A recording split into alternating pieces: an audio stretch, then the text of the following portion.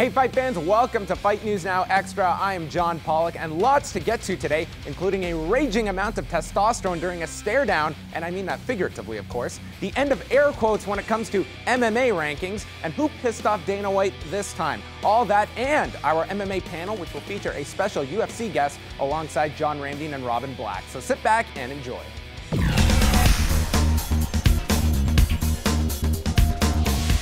UFC President Dana White spoke to members of the media on Thursday, and the topic of Randy Couture's partnership agreement with Viacom was brought up, with White making his feelings towards the natural very public and is happy that Couture is gone. I can tell you this. Randy Couture comes off as the greatest guy in the world, Captain America. He's the furthest thing from it, and I'm happy to not be in business with him anymore. Now I don't ever have to be in business with him ever again. In what can only be a desire to create more headaches and outrage, the UFC has announced a partnership with Fight Metric, where for the first time the organization will create a set of rankings for the respective weight divisions, as well as one for pound rankings. These will be compiled through the voting of 90 members of the media, but White says the rankings will not dictate matchmaking, but make it easier for those to follow the sport. And the UFC 156 Media Day featured stare downs with all the key fighters on the card, with the most heated going to heavyweights Alistair Overeem and Antonio Bigfoot Silva, as the two will square off Saturday in Overeem's first fight since December of 2011. I didn't know there was any beef with these guys. I didn't know that they were going back and forth, and they start staring down, and Bigfoot just keeps getting closer and closer and closer to his face, and I could tell that Alistair was getting irritated, so I put my hands in and started trying to push them both back, and they weren't letting me push them back. They were both pushing against me. And then Bigfoot says, "You better start respecting me. You better start showing respect." And Alistair goes, "I'm gonna f***ing destroy you." Wow. Is what he says. And then I was like, oh man.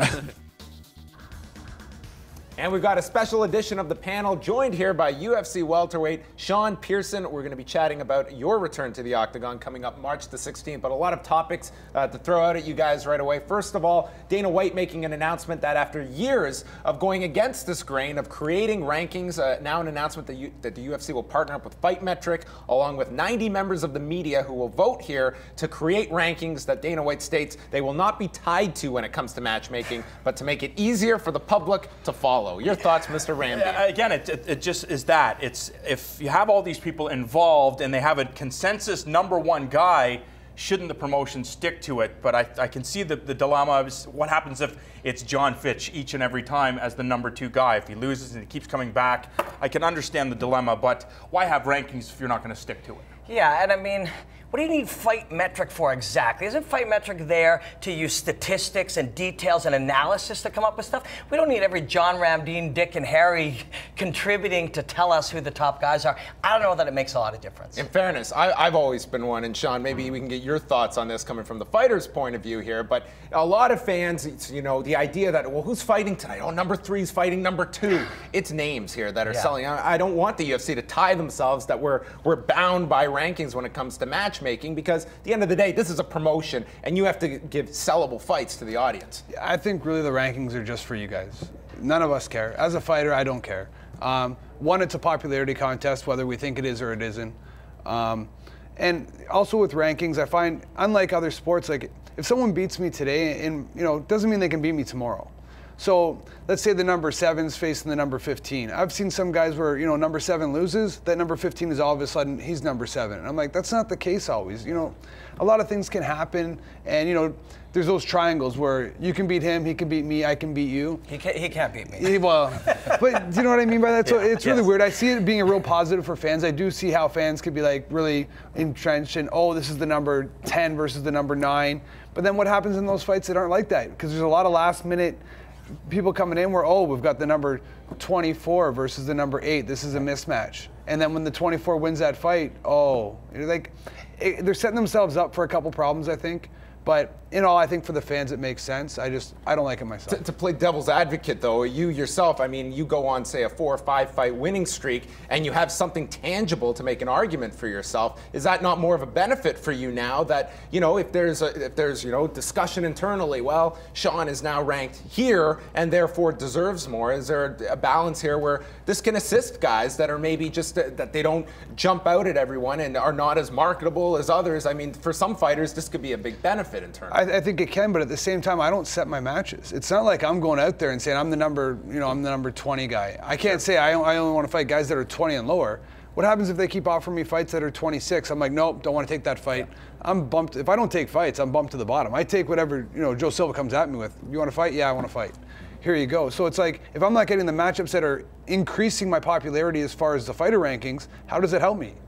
So I don't get to pick those fights. My assumption is this is just going to create a lot of headaches and a lot of white noise of people complaining about people not getting title People fights. are always going to complain. It doesn't matter what they do. They could come up with the perfect solution in terms of rankings, and I think people will still have something to complain about. It just comes down with just seeing consistency. If a guy wins, he moves up against another guy who wins in the division. I think that's probably your best bet. Ultimately, you're looking at just one more thing for a bunch of dweeby media guys like us to talk about. The truth is, though, I don't think we care about who the number 1 or number 2 or the number 3 guy. We always want to see who number 1 is. I'll agree to that kind of stuff. Sure. But as far as 2, 3, 4, 5, 6, fans don't care. You might think you care, but all you really care to do is see a good fight. However, and that's why there's a matchmaker to make good fights, because always the number 2 versus the number 3 might not be an exciting fight, but 2 versus 6 might be something we all want to see. But you look at a complaint, George St. Pierre versus Dan Hardy. People said there were so many guys that were worthy of challenging George St. Pierre, but because of Dan Hardy and his mohawk and his appeal,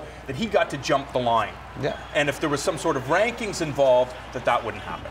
I still think it's going to happen because technically the UFC is the UFC, right, and they're there to make money, and the fighters are there to make money. So let's say I'm George St. Pierre right now. I am George St. Pierre. I speak of French.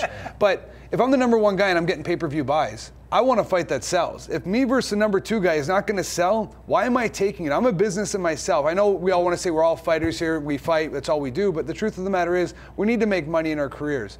And if I have pay-per-view buys, I want a sellable fight. If that happens to be Dan Hardy, then it's Dan Hardy. If that happens to be the number 2 guy, it's the number 2 guy. But I need to make fights that sells. And that's where Anderson Silva is sort of stuck in that dilemma right now, I think, with Weidman.